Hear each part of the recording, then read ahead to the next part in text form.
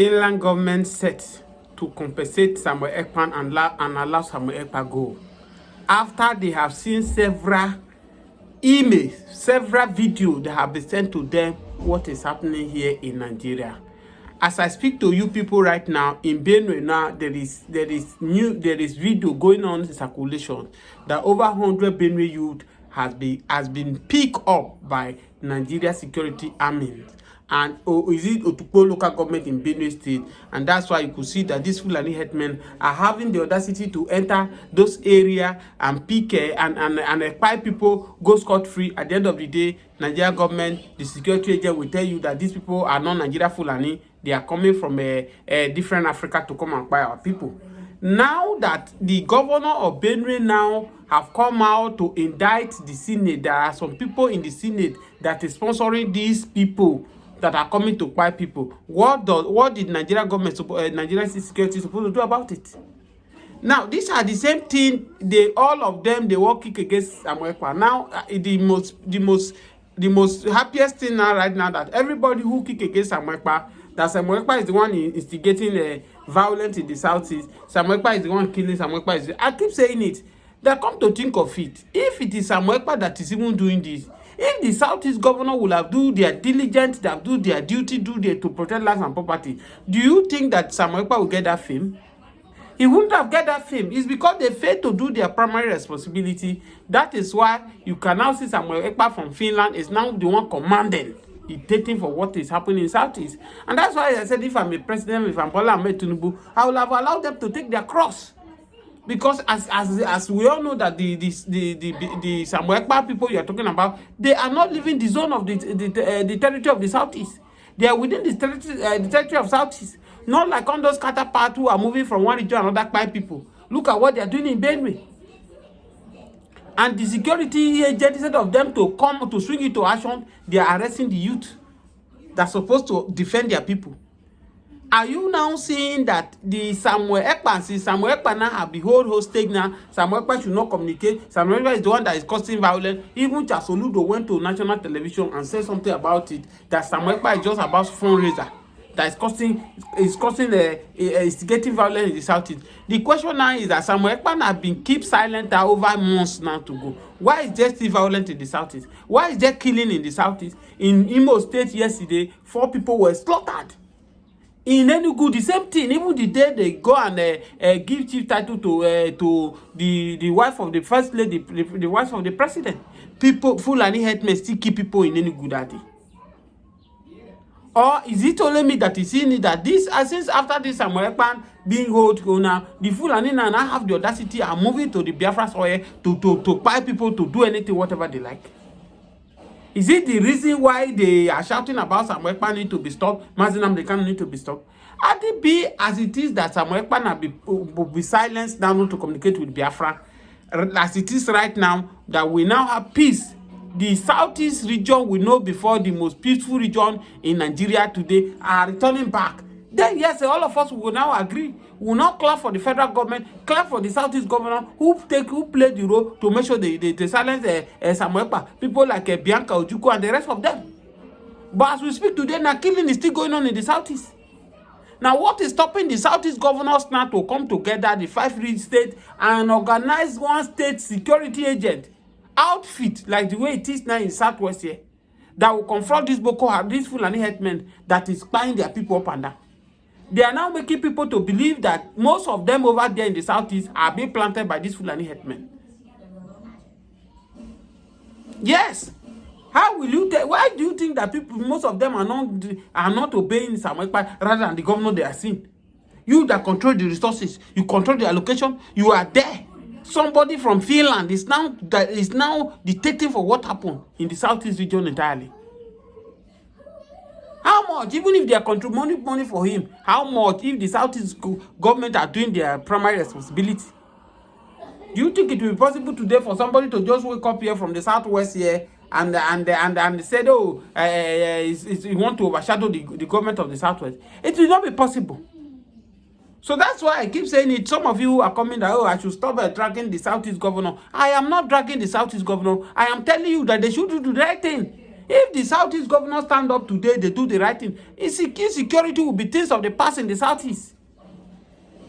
Why is it that they cannot come together and speak in one voice? Today, have you seen many of you people who say, "Oh, let's form one Nigeria"? Out of the people that President Bola Ahmed Tinubu honor today, which Igbo man that was there that was honored? Ifrinwosu, that was the INEC chairman during this June 12th we are celebrating today. Despite the threat, despite the Abacha threat, he went ahead, he was still announcing results. What is his gain today? Did they remember him? But because he's an Igbo man. Because he's an Igbo man. People that Bola Ahmed Tinubu confer honor on today, as you speak to me, as I speak to you, did they do what Nwosu have done as the INEC chairman? Compared to what Nwosu have done with what this INEC will now have these days are doing, what Jega did by manipulating the elections and bring Buhari, his brother, in 2015. What this Yakubu, the INEC chairman who collect billions of naira in dollar, promised Nigeria that election is going to be transmitting the House of Assembly, transmitting the governor, transmitting the Senate.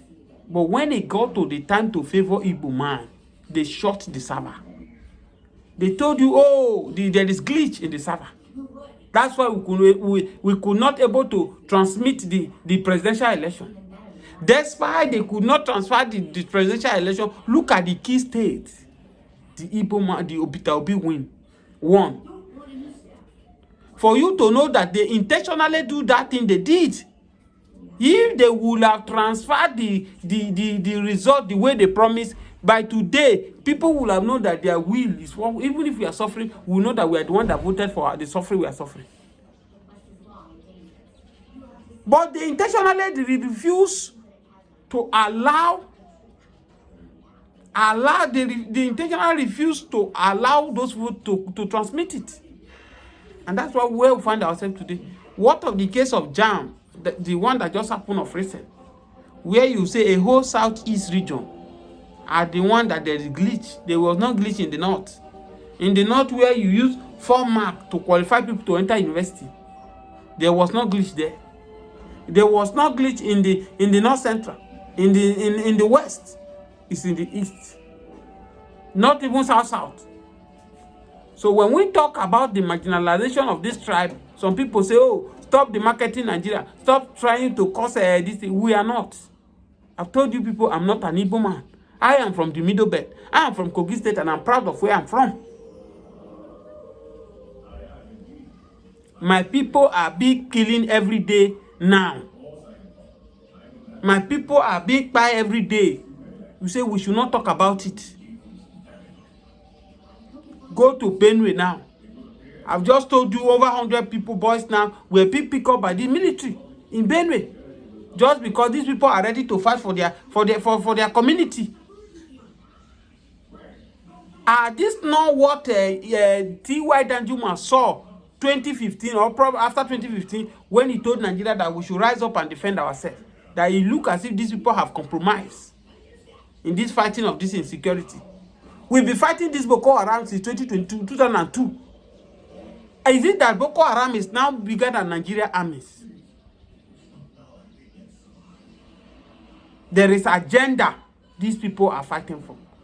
And this agenda is what Mazi Nnamdi Kanu was trying to expose, and they lock him up. If you watch to this very moment, thank you for joining me. Please share this video, subscribe to this channel. Today, officially, it's my birthday. It is not coincident. Most of you that want to drop anything, my account number will be under this video. Drop something there. We can use it to buy data. I don't beg anybody. By the grace of God, I'm using my money to preach this gospel. I don't beg anybody. But if it's in your heart to do anything, to send money for card, send something there. I drop my account, whether in dollar, whether you're in Europe watching this video, or you're in Nigeria. If you don't have, we don't force anybody here. For this gospel, we keep preaching it until Mazi Nnamdi Kanu get his freedom. You watch this video, what this Ghanaian journalist told Nigerians. I told you yesterday that I watched Ghana. I watched Ghana yesterday. In Ghana now, in their bus stop, you'll be watching films in Ghana. Bus stop. Electricity, they don't see the electricity in Ghana. This is the same Ghana yesterday. All of them, they are in Nigeria here. We are shouting Ghana must go. Look at where we are find ourselves. Dollar now is now 1,000. See something in Nigeria. This is the same dollar in 80s. 2 pounds is equivalent to $1. Please share this video. The topic for this video is how shameless and problematic Nigeria is at this point.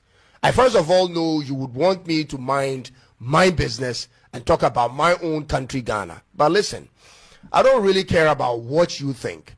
And if you haven't checked in my videos, I talk more about my country than any other on this platform. But at this point, it's not just silly and problematic how miserable Nigeria is. It's becoming for all of West Africa. And if you feel agitated already for my choice of words, wait and hear the rest of all I have to say. Let's get into it.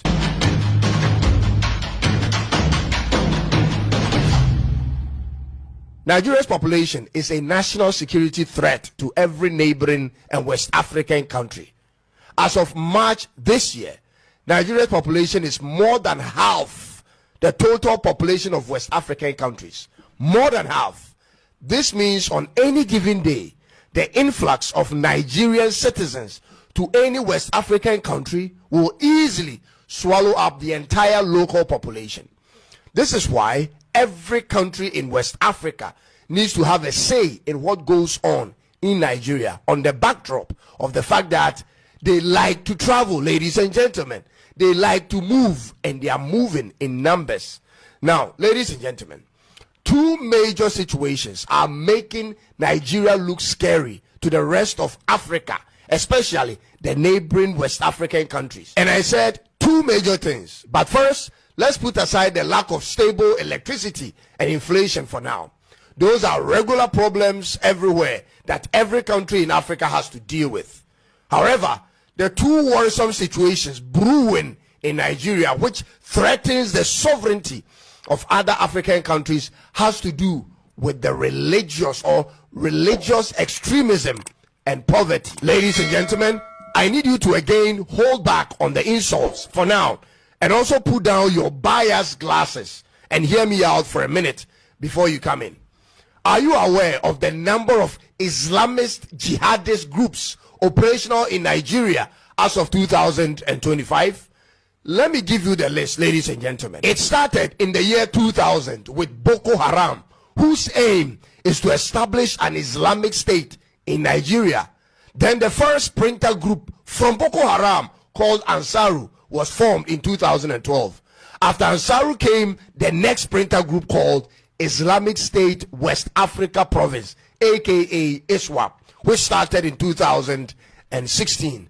Darul Salam also came in from the Niger Delta, and then the multiple Fulani militant groups came in.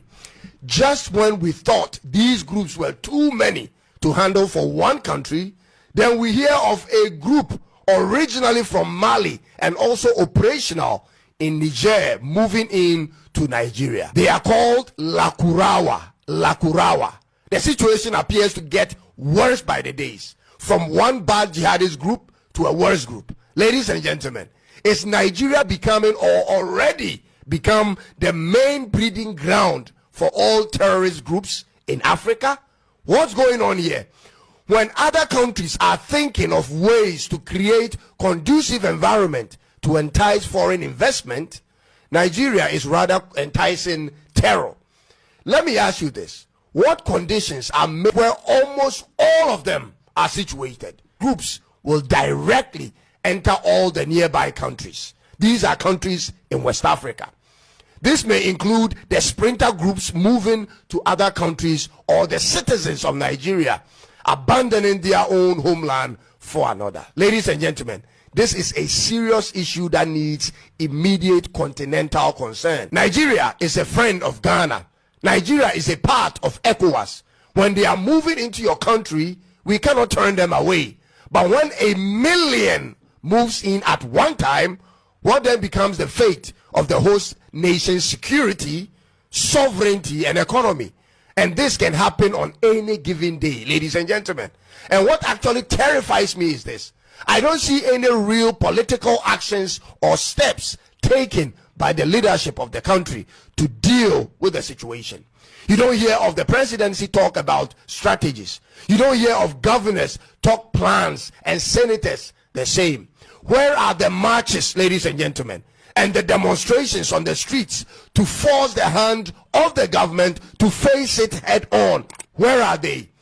It's like the fate of the people in this country is in individuals' hands. Those with the resources may hire armed officers for their personal security, and those who don't have to live carefully and away from certain hotspots. Ladies and gentlemen, is this the best Nigeria can do in their own country? Day in, day out, all we hear is kidnapping, robbery on buses and even on trains, village killings, and so on. Is this ever going to change in Nigeria in the nearest possible time? Nigeria currently ranks 10 on every type of crime list in the world.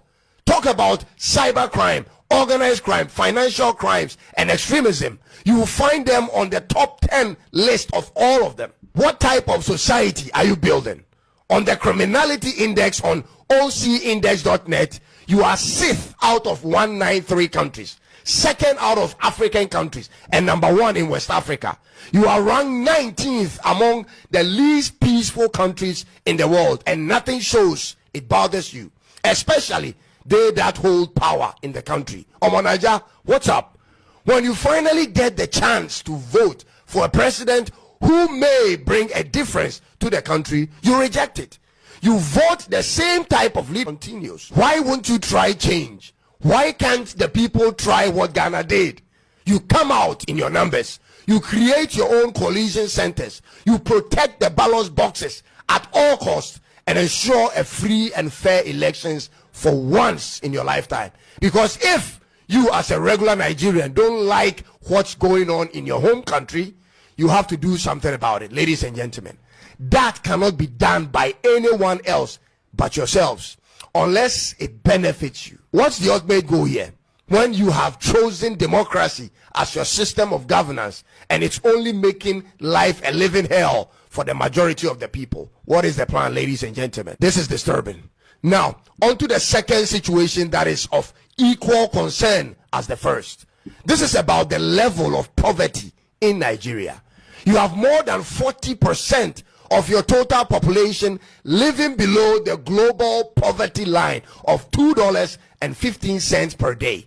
That's more than 100 million people, ladies and gentlemen. That's a national security crisis. To have more than 100 million people who don't spend up to 3,300 naira in a day is problematic for the state's economy and for the people themselves. And here is how.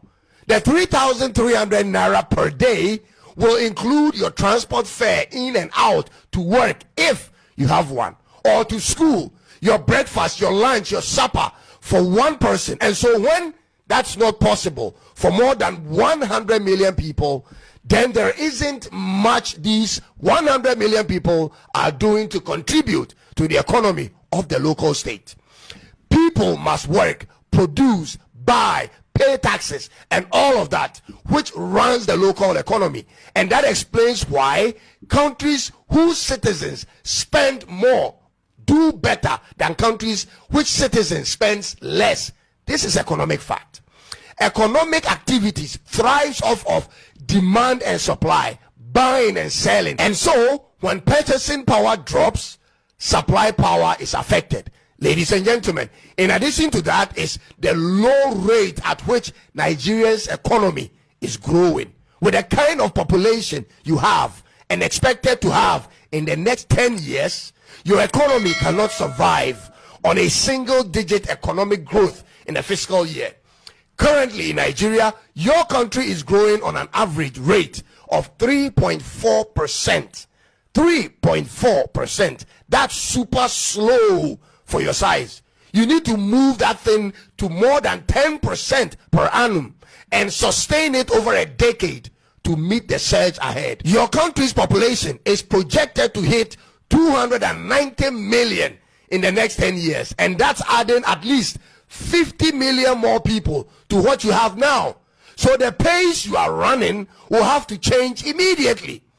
From 2020 to 2023, the average unemployment rate was over 39% of the capable workforce until last year, when the new administration by Tinubu had to revise the method for calculating to reduce it to now 5.3%.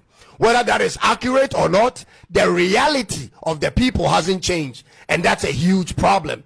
Ghana and every other country for that matter have our own problems to deal with, but at least not with the numbers Nigeria comes with. The very fact that these two situations I've just described has a direct impact on all neighboring countries is what has triggered me to do this video, because the rise and success of Nigeria is in the interest of all African countries.